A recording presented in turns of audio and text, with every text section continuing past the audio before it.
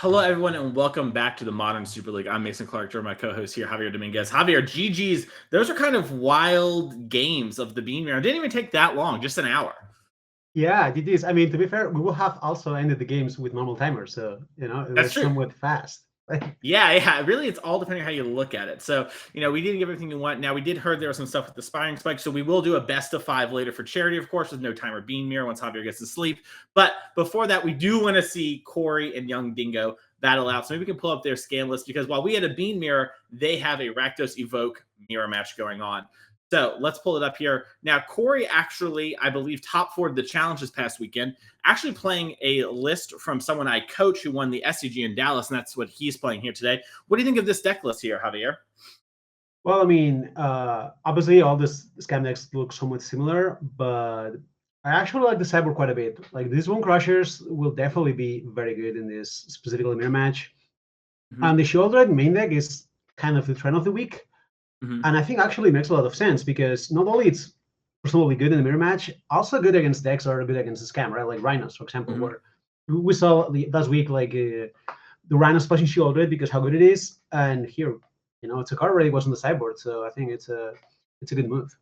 Yeah, I like it against those decks. I like it against us too, right? Like you can maybe assume that we're gonna have one of those decks. So I really like the main deck Shieldred. It makes a lot of sense. Let's check out what Young Dingo is playing. He actually got the finals of an Apex event, one of our sponsors of this past weekend, playing this deck list. What do you think about these flex slots of Kolaghan's Command and another Terminate? Well, I think this is definitely for the mirror match as well. Like, I think both of these scam decks are, I mean, they choose different tools, but they're trying to do the same thing, which is being good in the mirror. Dingo has 3 shoulders on the sideboard, so I assume also, plans to bring the shoulder against Beans as well. But I mean, they're definitely very similar, and I don't know which one is actually better in the mirror between Bone Crusher and Colligan's Command because they actually different cards. Mhm. But maybe Bone Crusher is better, even though obviously it has to be in the sideboard because power level in Modern. So I Mhm. will say maybe the game 1 is a little bit better from Dingo, but I assume the cyborg games will be a little bit favor for Cardi. Obviously, we're talking about like 2 Mhm. minor differences, but Mhm. Yeah, minor differences do matter though, right? And like a lot of it probably depends on who draws their flex card at what spot, right? Like if, for example, Corey draws a Shieldred off the top, but kind of mulligan aggressively to have a scam start, that's probably not very good. Where if we're going late, Dingo Kolaghan's commands get back, a Fury, kill a Grief. We might see a really big blowout play there. But let's get ready because I think our players are ready for us. So let's go down the feature match area and get some magic started.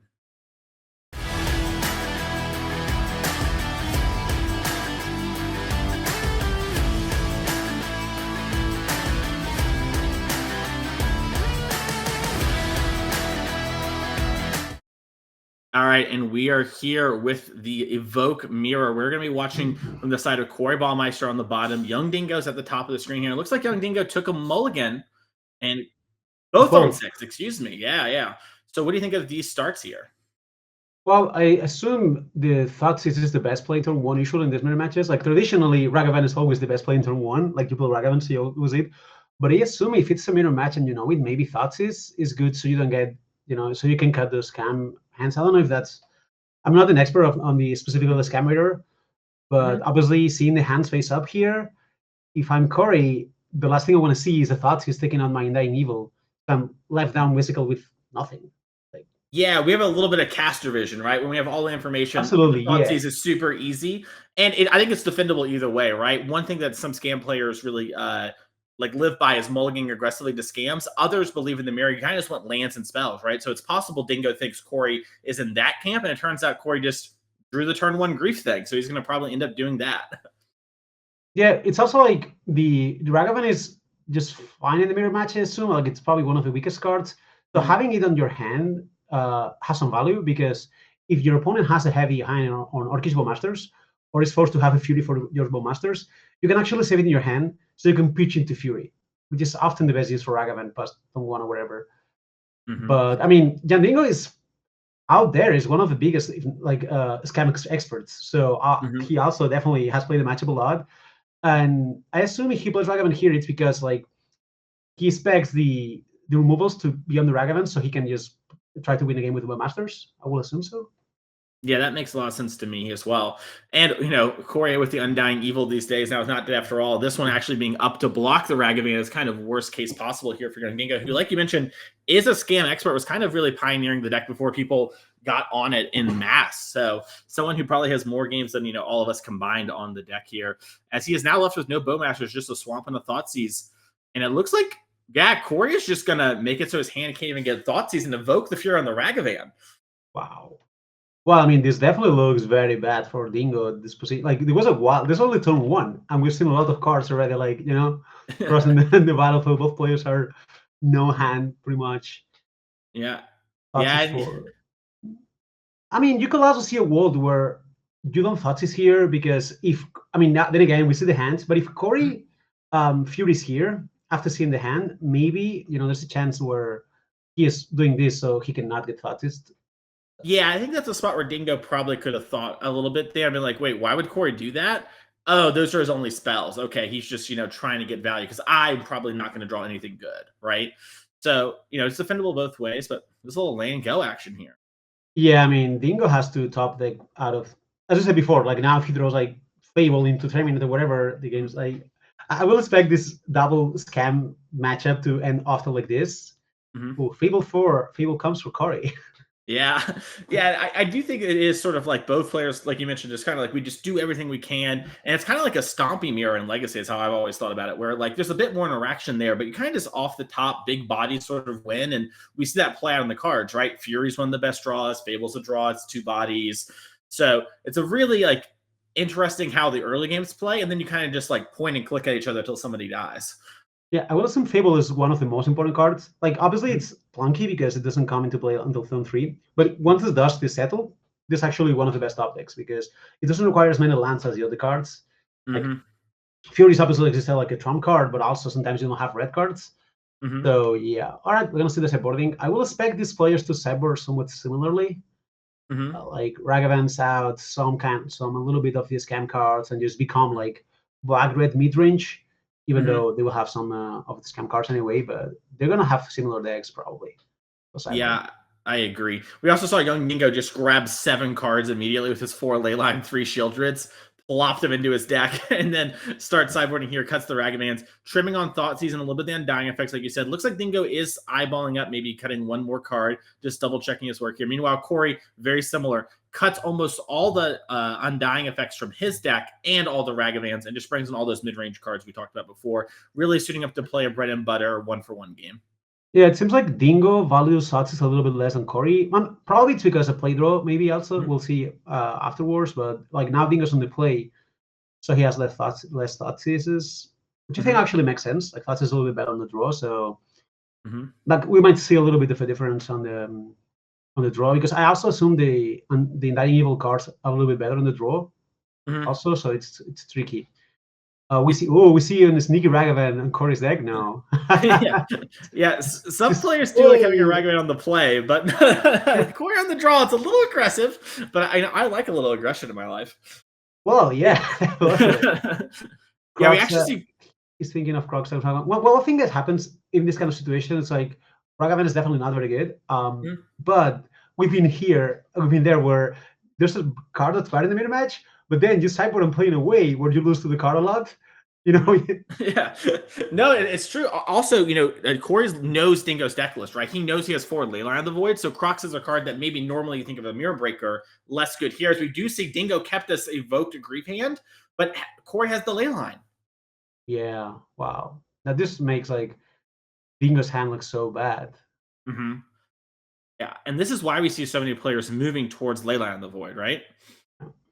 It just, yeah, I mean, definitely like also good against other decks, like particularly Living End probably, but like it's the deck where it's best. But it's just like it's a pseudo mana interaction. Like there's the only way you can actually break the scam hands on the draw, which that's what we're seeing here. Like Corey's hand is just super well prepared to play the long game here. Like he's not in a rush because of Leyline of the Void. Also, he's not afraid of more Undying Evil cards. Even though like I think Dingo left he left 4, I think so.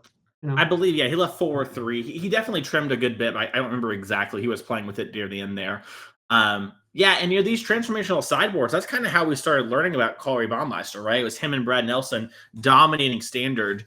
with these transformational sideboards and staying on top of like how to play mirrors. This is kind of Corey's wheelhouse. Yeah, they know these things, like Mhm. they're very good at this. And Mhm. yeah, I mean, let's see. He also drew two of the Bone Crusher Giants, which were the cards we were talking about.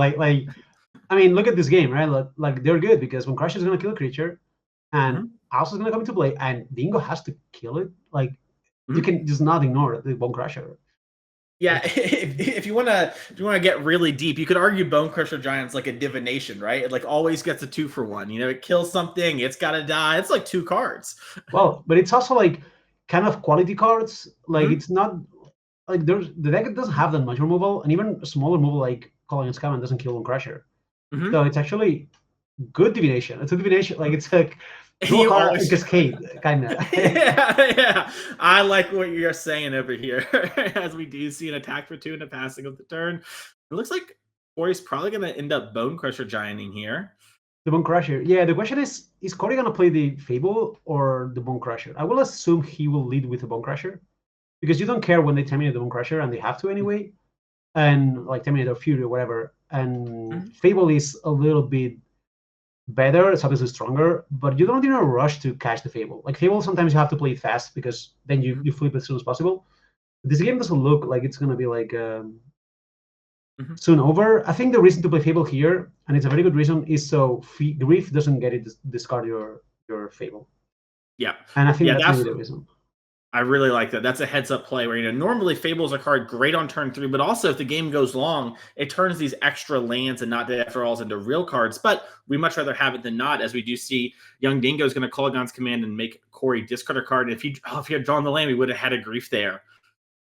Yeah, I mean, it will definitely change the game, right here, Mhm. right? Like, okay, well, this is interesting. I mean, Fable is a very interesting card. I think it's obviously not only strong, but also like like you have to Mhm. think where to play it, where to discard.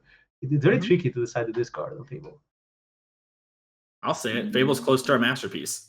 Yeah, it is actually. I mean, I also loved it in the standard, just a little bit too good. If it was a little bit worse.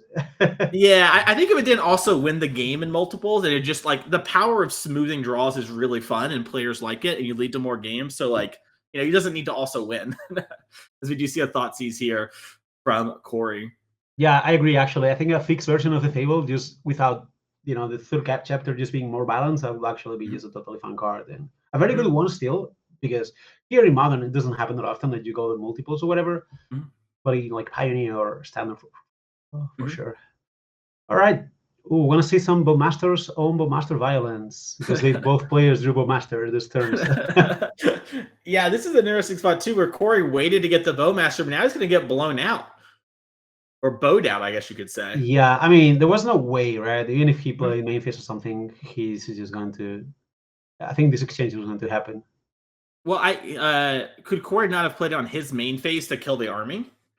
Oh yeah, true, true. You mean the army? Yeah, I thought you meant like the yeah, no, Oh no. no, no, But yeah, still, like they kind of still trade. Like it's yeah. yeah, If Corey's not, he's not like losing sleep, walking home, talking to Brad, being like, "I really botched that one." He'll be okay.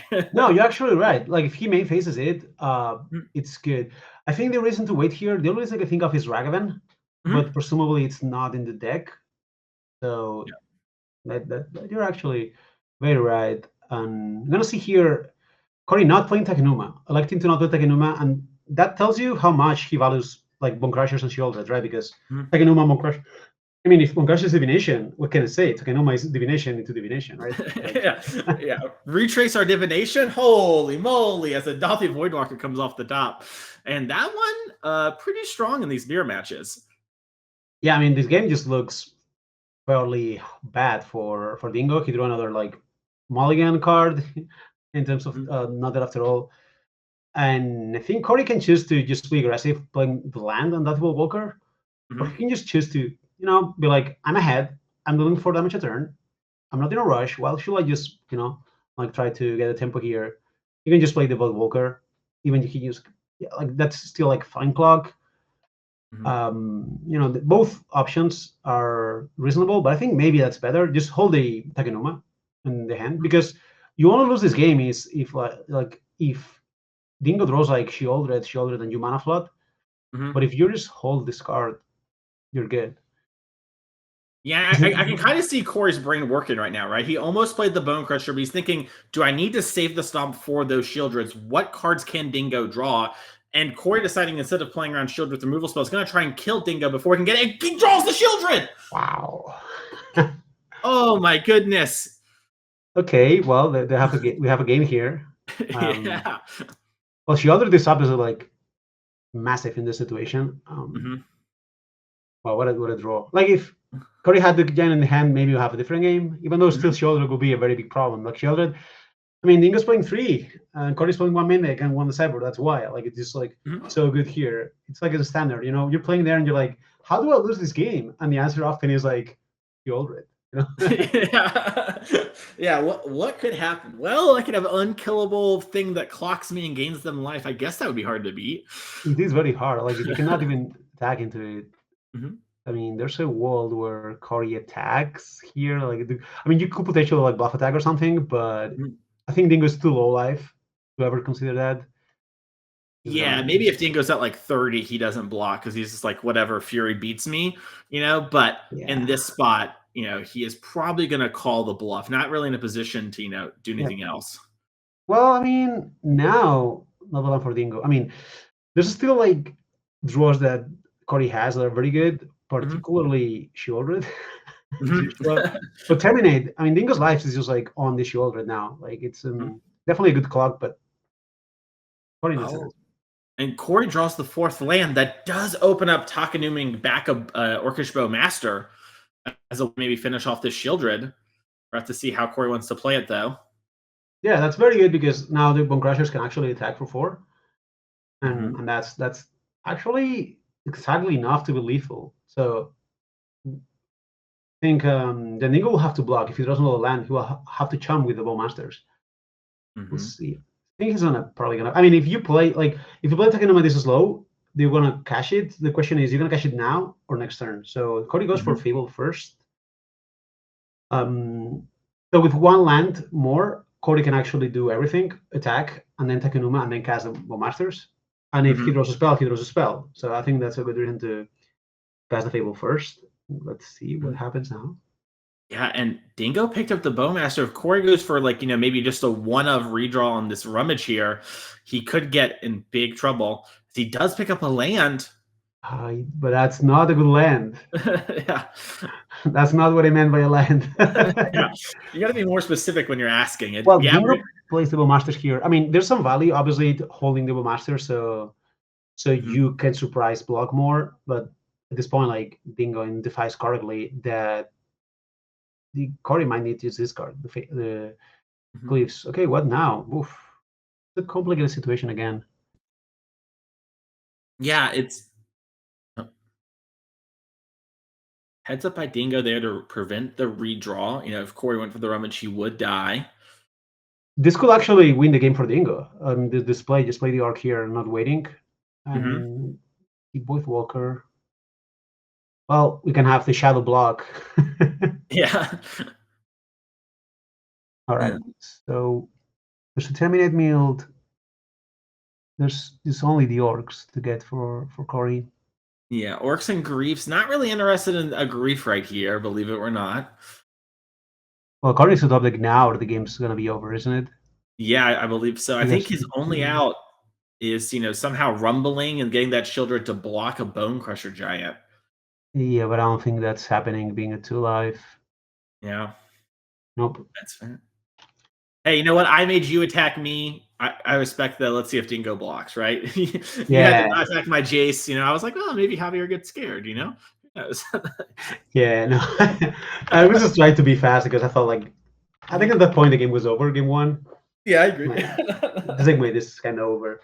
I was like, let's just not mess up. I was playing carefully with my endurance. I was like, okay, I have this under control. I just don't do anything stupid. Yeah. But isn't it so cool to kill cards? As we do see a triple block, and we're going to get a game 3 here. Yep. Unless young Dingo disconnects. All right. Dingo to 12. Well, but this is wild. Like, Dingo had nothing, and he drew like land, orc. I mean, sorry, land Shieldred, orc, land, Dolphy or something. Like, obviously the orc was good as well, but like, Shieldred just single-handedly won this game. Yeah, and it makes us wonder, right? Like we talked about how having the Bone Crusher Giant to contest the Shieldred would be a big part of it, and Dingo, I mean, Corey here, decided to try and push his advantage and kind of fell a little bit too far behind. Definitely didn't just auto die to the Shieldred, but eventually won the game. Yeah, I mean, there's nothing else that can happen here. Is that correct? I'm pretty sure because you can't like use Fable to do anything fancy here. No. There's no card you can draw that gains life. Yeah, I guess Soul Spike was the out for Corey. They need to Then draw Dingo Soul Spike. wins. Yeah. Bam. All All right, and right, let's we're see. gonna see some changes maybe. So now Dingo is on the draw and Corey's on the play. Let's see if they change. Corey wants to have the Ragavan on the play, all the Ragavans.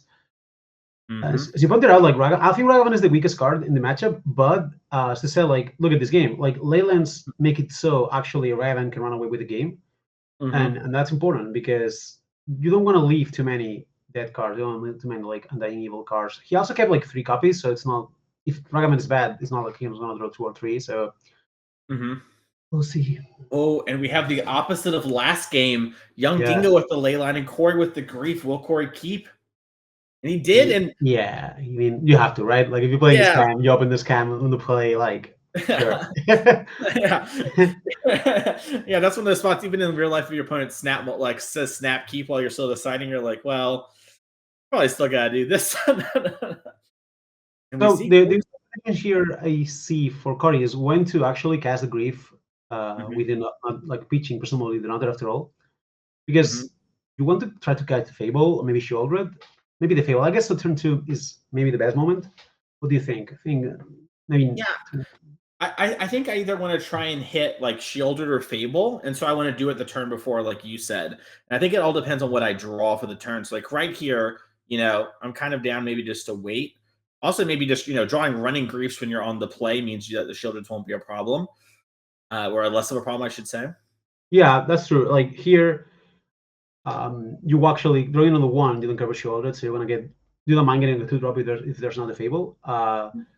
Here we might actually see the Bowmasters go, right? Because they are the other one against Terminate. Like you have Terminate against Doubtful Walker. Nothing on 3, but on 4 we have Grief for the Shieldred. So we force Dingo to draw some action. Obviously, this is a matchup where whoever draws a Fable from the top is going to be ahead. But that's often going to be the case in this stage, I will say. I wonder if you're supposed to go after Shieldred or Fury just to like get the power cards out of here, right? Because you have Fury to clean up all the 2-drops, and then if you just grief away those things, obviously you want your Terminate to kill another big thing, and just one big thing so often goes the distance. It's gonna be interesting to see how Corey wants to play it, because it makes a lot of sense what you're saying too. I'm just unsure of how I want to go about it. Well, if that's going to be a route, probably Shieldred is the one because Fury's only going to be good when the board develops a lot, and you're going to have time to grief the Fury always, right? Whereas if you miss a land drop and they don't, you might not be able to deal with the Shieldred well. So I think that's maybe I think either Fury or Shieldred. I think you're right, and that direction being the best because you have to grind this game, right? You have to win with Fury and grief. So may as well just make them good. Wow. Yeah. Oh, nice. Yeah. I see. All right, more Terminates. So Dingo didn't play the Woodwalker link for Bowmasters. That's bad against Bowmasters and good against Terminate, and we'll say Bone Crusher and such. Yeah. What about another Leyline of the Void? Is that good? Yeah, I mean that's a risk with Leylands, right? Well, I think this is a very important point for the game because if Corey draws a land, like now Terminates the Woodwalker, draws a land, plays the Grief on Shieldred, he actually will be in a good shape, right? He'll be ahead. Oh, didn't terminate the. Oh, you see him rubbing. He's gonna Fury everything. Oh. Well, he can still Fury everything, I guess. Yeah. And Kolaghan Command, I think weirdly is maybe the best thing to pitch too, because I guess there's going to be something about Kolaghan picking back up your Fury, so maybe that isn't the case. No, sorry, there's a Leyline of the Void. Excuse me. So yeah, it's probably just Kolaghan's Command. Yeah, I mean, you can just discard a Kolaghan's Command and just have enough for this. I mean, having 2 hard removals in your hand is very powerful. Like, if Dingo draws Shieldred, you just kill it, and if he doesn't, he's just gonna grieve the Shieldred. So this is a very good situation for Corey. Like, I think his head at this point. Yeah, he's down like all the fast start, but the Leyline of the Void hasn't mattered too much, and Like you mentioned, the Terminate's going to answer this Shieldred, and if we draw a land off the top that's untapped, I'll say it for Corey this time. Yeah. We can play, yeah. And you see, there you go. That's Fantastic. the difference, Javier. If you do that, you're gonna be unstoppable. I'm learning. Well, this Yeah. is a situation though where Dingo's deck is presumably better because he plays one more Shieldred. Like now they have both 2 Shieldreds in their deck. So Corey has the Bone Crushers, but they're not as good in this exact position. So obviously, whoever draws better is going to be advantage. But I will say Dingo's deck is a little bit stronger in this position. Ooh, Fury, a good card. Yeah, it's weird too, right? Where Dingo's actually drawn a lot of the threats and Corey's drawn a lot of the answers, but Dingo just didn't have the time to put the pressure on Corey. I mean, now this game is slipping away for Dingo. He needs to draw like ideally a land and a Shieldred, I will say. But no, because that people Walker is also going to prevent the scam cards to function. Yeah. Well, Bolt is fine, right? Like it deals with Dauphine. I wonder, do you think there's a world where he holds for Fury, or does he just have to use the Bolt now? He can just, I think he has to use it because at this point he's at 13, going to 10, and every life point matters so much in this situation where like he needs to take out of this. He needs to Fable to discard the bad cards in his hand, and the only way to survive is to Bolt now. Like I think if he has facing a Fury, also Fury might not get casted here. That's fair. Yeah, and he agrees with you, and we're gonna see a Thoughtseize. Well, he has 5 lands. I thought he had 4. Well, I mean, this Thoughtseize means that if he can take the Fury, and now as Shieldred is very clean against like Corey's hand. I guess Corey will play Leyline here, right? Probably, yeah. I have to imagine it like you can always just upkeep the Terminate 2 against Shieldred, and you have so much life. Yeah. I would assume it is, but yeah, here he goes. Corey's gonna tap out for the Leyline. Leyline effectively Thoughtseize on not dead after all, right? Yeah, that's true. Yeah. Counterspell if you want to get down to it. And it's gonna matter here because might matter. Oh, I mean that's a Shieldred Apocalypse, isn't it? Yeah, it is. So Corey has the that is a lethal Shieldred Shieldred filter on. Yeah, it's a new secret layer that's dropping. Corey's gonna announce it pretty soon. It's pretty cool. And Shieldred's gonna be game, I think. Well, these games are fast but intense, huh? This scam matchups, they're like, everything's decided so early, but then there's always like a chance to come back. I don't know. They're good to watch. I like them. Yeah, they're high intensity. I really like it. It's really cool. It was great to see those players play. I'm gonna go battle Corey, so you have fun in the booth with Dingo. I'm sorry, I'm gonna buy Dingo. Excuse me. I gotta turn around. Sorry, my bad. Well, I gotta go. I had to play a pancake match versus Dingo and Warcana Invitational recently. I'll go battle him now. Let's see if it goes the same way as that. And y'all have fun in the booth. We'll be back in just a minute after our giveaway, which is Supreme. Type it in the chat. We're giving away one of the drafts, and then also the extra life charity stuff. Make sure to do that as well. If you donate there, you can get some really cool stuff from Magic Online, including like a bunch of play points and packs. It's really great for a great cause, so make sure to do that.